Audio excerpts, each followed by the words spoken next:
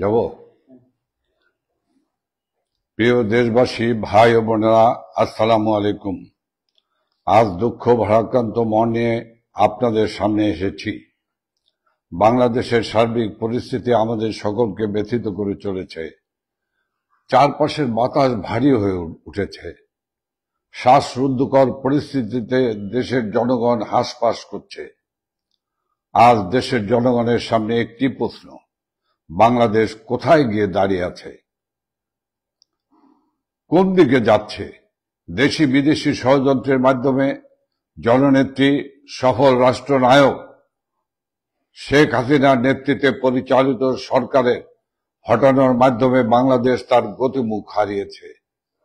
আর্থ সামাজিক অর্থনৈতিক অগ্রগতিতে আন্তর্জাতিক পরিমণ্ডলে বারংবার প্রশংসিত বাংলাদেশ আজ অস্থিতিশীলতার চোরাবালিতে ডুবে গেছে। আজকের বাংলাদেশের সবকিছুর চেয়ে বোধহয় মানুষের জীবনের দামটাই কম। এটা শুধু শিক্ষার্থীদের আন্দোলনের আড়ালে মেটিকুলাস ডিজাইন করে শিক্ষার্থী ও হাজার হাজার পুলিশ বাহিনীর সদস্যদের হত্যা করে একটি নির্বাচিত গণতান্ত্রিক সরকারকে হটানো হয়। এরপর ডক্টর মোহাম্মদ ইউনূসের নেতৃত্বে একটি গোষ্ঠী অবৈধ ও অসাংবিধানিক ভাবে ক্ষমতা দখল করে। এই অবৈধ দখলদার গোষ্ঠীর প্রত্যক্ষ মদদে একটি খনি গোষ্ঠী ও লুটেরা নির্বিচারে আওয়ামী লীগের নেতা কর্মীদের উপর হামলা চালায়। তাদের বাড়িঘর, ব্যবসা প্রতিষ্ঠানে হামলা, ভাঙচুর, লুটপাট ও অগ্নিসংযোগ চালায়। হাজার হাজার আওয়ামী লীগের নেতা কর্মীদের হত্যা করা হয়। পাশাপাশি রাষ্ট্রযন্ত্রকে ব্যবহার করে বাংলাদেশ আওয়ামী লীগ সহ মুক্তিযুদ্ধের পক্ষ শক্তির প্রগতিশীল মানুষদের উপর অবর্ণনীয় দমন পীড়ন, নিপীড়ন, নির্যাতন চালিয়ে যাচ্ছে। বঙ্গবন্ধু কন্যা জননেত্রী শেখ হাসিনা ও আওয়ামী লীগের নেতাকর্মী এবং কেন্দ্রীয় 14 দল সহ প্রগতিশীল চিন্তা চেতনার ব্যক্তিদের বিরুদ্ধে মিথ্যা, বানোয়াট, ভিত্তিহীন ও মন গড়া রাজনৈতিক হয়রানিমূলক হত্যা মামলা দেওয়া হয়েছে। সেই সব মৃতদের অনেকেই জীবিত আছে। টাকার প্রলোভন দেখে মামলার বাদী বানানোর পরিকল্পিত কৌশলের গোমরও ফাঁস হয়েছে। এই অবৈধ দখলদার সরকার রাজনৈতিকভাবে উদ্দেশ্য প্রণোদিত হয়ে প্রহসনমূলক বিচারের মাধ্যমে বঙ্গবন্ধু কন্যা, সফল রাষ্ট্রনায়ক, সফল প্রধানমন্ত্রী শেখ হাসিনাকে যে ফাঁসি দেওয়ার সিদ্ধান্ত নিয়েছে তাও ইতিমধ্যে প্রমাণিত। বাদ বিচারহীনভাবে চলছে গণগ্রেপ্তার। মব সন্ত্রাসের মতো অভিনব এক ত্রাসের উপাদানের সাক্ষী হয়েছে বাংলাদেশ। এই অবৈধ দখলদার সরকারের বিরুদ্ধে কেউ কথা বললেই তার উপর অত্যাচারের খড়গ নেমে আসে। সনাতনী ধর্মাবলম্বী, বৌদ্ধ, খ্রিস্টান সহ অন্যান্য সম্প্রদায় ও জাতিগোষ্ঠীর বাড়িঘর, ব্যবসা প্রতিষ্ঠান ও ধর্মীয় প্রতিষ্ঠান এবং তাদের উপর গণহত্যা চালানো হচ্ছে। আওয়ামী লীগের নেতাকর্মী সহ এসব হত্যাকাণ্ডের শিকার হওয়া পরিবারের সদস্যদের বিচার চাওয়ার অধিকারটাও কেড়ে নেওয়া হয়েছে। মহান মুক্তিযুদ্ধের মাধ্যমে প্রতিষ্ঠিত বাংলাদেশের বৈচিত্র্যময় ও সমন্বয় সমাজকে ধ্বংস করে সাম্প্রদায়িক সম্প্রীতিকে গভীর সংকটে ফেলে দিয়েছে এই সরকার। বাংলাদেশের অগ্রযাত্রার অভিমুখ বদল করে একাত্মবাদিতা কায়েম করার লক্ষ্যে সাম্প্রদায়িক শক্তিকে পরিপুষ্ট করা হচ্ছে। বাংলাদেশের জন্মের ইতিহাস মুছে ফেলার পায়তারা করা হচ্ছে। রাষ্ট্রাচার থেকে মুক্তিযুদ্ধের ইতিহাস ও ঐতিহ্যের সঙ্গে সম্পর্কিত দিবস যেমন ঐতিহাসিক 7 মার্চ সংবিধান দিবস, 15 আগস্ট জাতির পিতা বঙ্গবন্ধু শেখ মুজিবুর রহমানের শাহাদাত দিবস বা জাতীয় শোক দিবস সহ অন্যান্য গুরুত্বপূর্ণ দিবস সমূহ বাদ দিয়েছে। জয় বাংলা জাতীয় স্লোগানের রায়ের উপর স্থগিতাদেশ দেওয়া হয়েছে, কিন্তু যে স্লোগান বাঙালির অস্তিত্ব জানান দেওয়ার অনুরণিত হয় সে স্লোগান রুদিবে সাধ্যকার। বাংলার শহর, নগর, বন্দর, গ্রামগঞ্জে জয় বাংলা ছড়িয়ে গেছে। জয় বাংলা গণমানুষের অবিভাজ্য বোধ থেকে রস আস্বাদন করছে নতুন আঙ্গিকে। ধন্যবাদ ও কৃতজ্ঞতা জানাই আওয়ামী লীগের নেতাকর্মী এবং মহান মুক্তিযুদ্ধের চেতনায় বিশ্বাসী দেশপ্রেমিক মানুষদের, যারা মৃত্যু ভয়কে উপেক্ষা করে মুক্তিযুদ্ধের আকাঙ্ক্ষার বাংলাদেশ বিনির্মাণের সংগ্রাম চলমান রেখেছে। প্রিয় ভাই ও বন্ধুগণ, আজ বাংলাদেশ গভীর সংকটকাল অতিক্রম করছে। একে তো মানুষের জানমালের নিরাপত্তা নাই, আবার নিত্য প্রয়োজনীয় দ্রব্য সহ সবকিছুর দাম ঊর্ধ্বমুখী। দ্রব্যমূল্যের ঊর্ধ্বগতির ফলে প্রতিনিয়ত দুর্বিষহ হয়ে উঠেছে মানুষের জীবন। বর্তমানে বাংলাদেশে বেঁচে থাকার জন্য সবকিছুতে চড়া মূল্য দিতে হলেও একমাত্র বোধ হয় মূল্যহীন হয়ে পড়েছে মানুষের জীবন।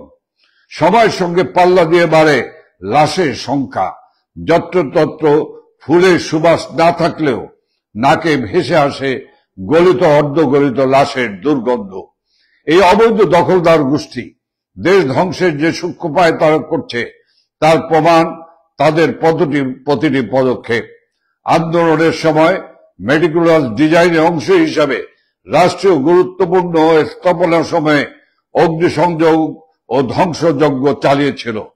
তারই অংশ হিসাবে সচিবালয়ের মতো সুরক্ষিত জায়গায় অগ্নিকাণ্ড সংগঠিত করা হয়েছে। সরকারের লাগামহীন স্বেচ্ছাচারিতা ও দুর্নীতির প্রমাণ নিশ্চিহ্ন করতেই এমন নীলনকশা কিনা আমরা জাতির কাছে সেই প্রশ্ন রাখছি। উল্টো এর মধ্যে সরকারের পক্ষ থেকে ষড়যন্ত্র তত্ত্ব আবিষ্কারের অপচেষ্টা করা হচ্ছে। সব জায়গায় আওয়ামী লীগের ভূত দেখার মতো দৃষ্টিভঙ্গি থেকে সরকারের কেউ কেউ আওয়ামী লীগের নেতা কর্মীর উপর দোষ চাপানোর অপতৎপরতা চালাচ্ছে। অথচ আওয়ামী লীগের নেতা কর্মীদের যেখানে বাড়িতে থাকতে দেওয়া হচ্ছে না, রাজপথে নামতে দেওয়া হচ্ছে না, মব সন্ত্রাস বা বিভিন্ন দলের ক্যাডার ও সন্ত্রাস বাহিনী লেলিয়ে দিয়ে বাদ বিচারহীন ভাবে যাদের জীবন কেড়ে নেওয়া হচ্ছে, তারা সচিবালয়ের মতো সংরক্ষিত এলাকায় প্রবেশের সুযোগ পাবে, এ ধরনের কথা বলা বাতুলতার সামিল। সচিবালয়ে শুধু সিসিটিভি ক্যামেরা না, নাইট ভিশন ক্যামেরাও আছে, তাতে ভিডিও ফুটেজ থাকার কথা। সেই ভিডিও ফুটেজ আমরা জাতির সামনে প্রকাশ করার দাবি জানাচ্ছি। নিরপেক্ষ ও সুষ্ঠু তদন্তের মাধ্যমে এই অগ্নিকাণ্ড সংগঠিত করার সঙ্গে জড়িতদের বিচারের আওতায় আনার দাবি জানাচ্ছি।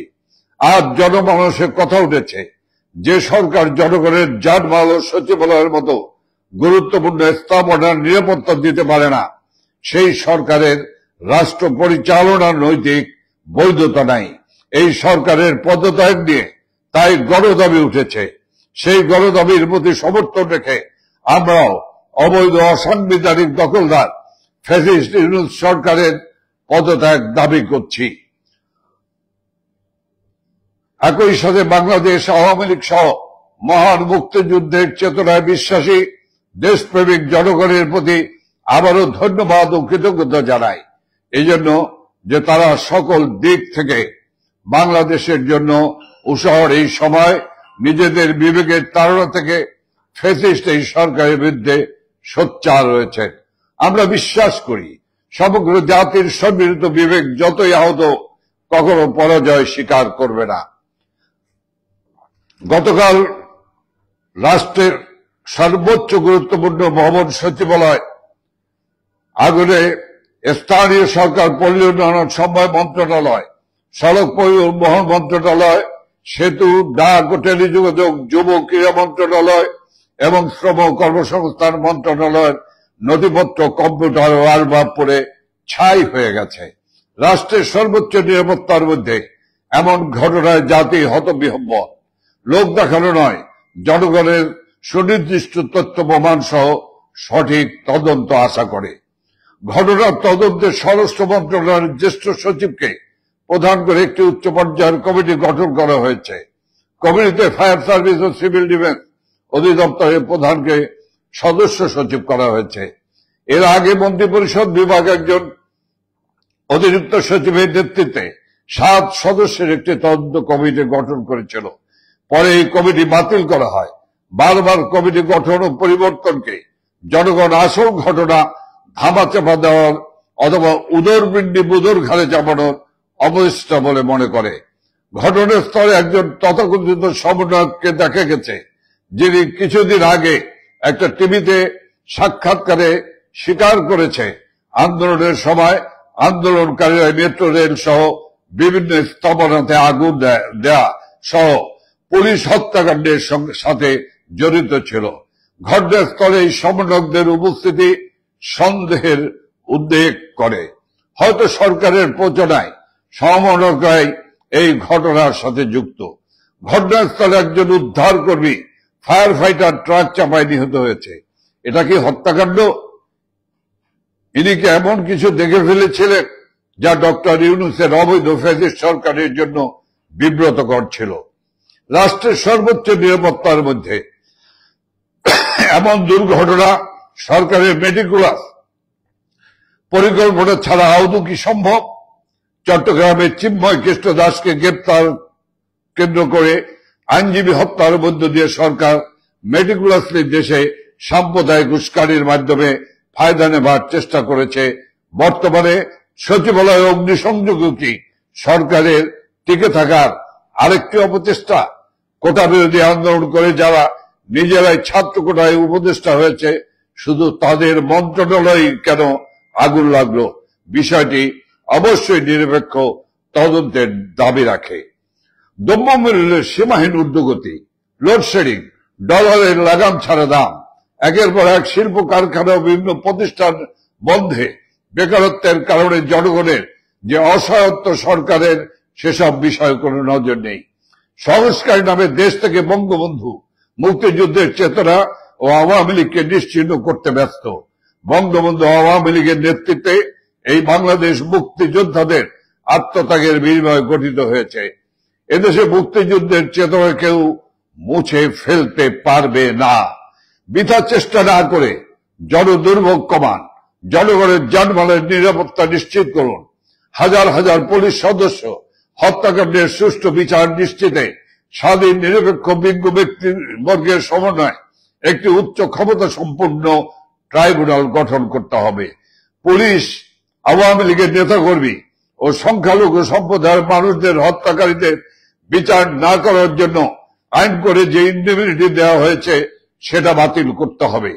যেখানে সেখানে মবের মাধ্যমে আইন শৃঙ্খলা রক্ষাকারী বাহিনীর উপস্থিতিতে ও সহযোগিতায় আওয়ামী লীগের নেতা কর্মীদের ও সংখ্যালঘু সম্প্রদায়ের মানুষদের যে হত্যার সংস্কৃতি ফ্যাসিস্ট সরকার চালু করেছে তা বন্ধ করে তার বিচার করতে হবে।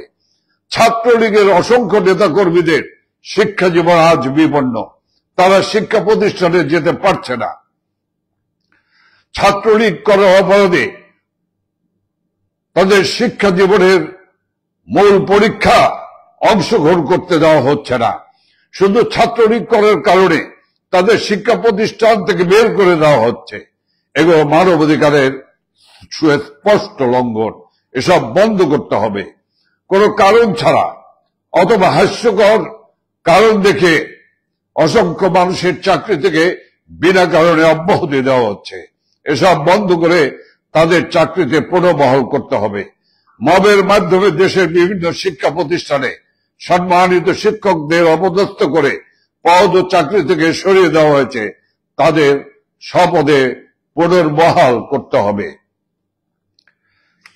ইজতেমা ময়দানে ধর্মীয় উন্মাদনা বিভাজন সৃষ্টির মাধ্যমে আনুমানিক 150 জনকে হত্যা ও আরো শতাধিক মানুষকে পঙ্গু করে দেওয়া হয়েছে। কেন এই পরিস্থিতি জাতি জানতে চায়। বান্দরবনের আদিবাসী পল্লীতে অগ্নিকাণ্ড, ব্যাংক ডাকাতি, মেঘনার ট্রলারে 7 জনকে লোমহর্ষক হত্যাকাণ্ড সহ অসংখ্য ঘটনার সাক্ষী আজকের বাংলাদেশ। সুপ্রিয় ভাই এবং বোনেরা, বঙ্গবন্ধুর সোনার বাংলাদেশ গড়ে তোলার লক্ষ্যে বাঙালি জাতিকে আবার শেখ হাসিনার নেতৃত্বে ঐক্যবদ্ধ হতে হবে। বাংলাদেশকে একটি উন্নত জাতি হিসেবে গড়ে তুলব আমরা। আসুন আমরা সকলে মিলে বঙ্গবন্ধু কন্যা, সফল রাষ্ট্রনায়ক, সফল প্রধানমন্ত্রী জননেত্রী শেখ হাসিনার নেতৃত্বে দেশটাকে গড়ে তুলি। দেশের সকল শ্রেণী পেশার মানুষের কাছে, দেশের বুদ্ধিজীবীদের কাছে এবং সকল সরকারি বেসরকারি কর্মকর্তা কর্মচারীদের কাছে আইন শৃঙ্খলা রক্ষাকারী বাহিনী দেশপ্রেমিক সেনাবাহিনীর কাছে আহ্বান থাকবে, রক্তে কেনা স্বাধীন বাংলাদেশ, উদীয়মান বাংলাদেশ, ইমার্জিং টাইগার বাংলাদেশকে ধ্বংস করে দিবেন না। আসুন আমরা এই সমস্ত বিপদগামীদেরকে প্রতিহত করি, আমাদের দেশটাকে রক্ষা করি। ওরা আমার দেশের স্বাধীনতা ধ্বংস করতে চায়, ওরা আমার পতাকা পরিবর্তন করতে চায়, ওরা আমার জাতীয় সঙ্গীত পরিবর্তন করতে চায়, ওরা আমার মুক্তিযুদ্ধের মধ্য দিয়ে অর্জিত মুক্তিযুদ্ধের সকল চেতনাকে ধ্বংস করে দিতে চায়। আমাদের ভবিষ্যৎ, আসুন আমরা এই দেশটাকে বাঁচাই। আমাদের আর বসে থাকার সময় নেই। আমাদের ভবিষ্যৎ প্রজন্ম, আমাদের সন্তান সন্ততিদের কাছে, পরবর্তী প্রজন্মের কাছে জবাবদিহি করতে হবে। আসুন প্রতিবাদ করি, প্রতিরোধ করি, এই সমস্ত বিপদগামী লুটেরা সন্ত্রাসীদের হাত থেকে দেশকে রক্ষা করি। ওরা স্বাধীনতা বিরোধী, ৭১ মানে না, ওরা জাতীয় পতাকা মানে না, ওরা জাতির পিতা মানে না, ওরা দেশপ্রেমিক নয়, ওরা দেশ ধ্বংসকারী, রাষ্ট্রদ্রোহী। আজ আমি আপনাদেরকে ধন্যবাদ জানিয়ে আমি আমার বক্তব্য এখানে শেষ করছি। খোদা হাফেজ। জয় বাংলা, জয় বঙ্গবন্ধু, জয় শেখ হাসিনা।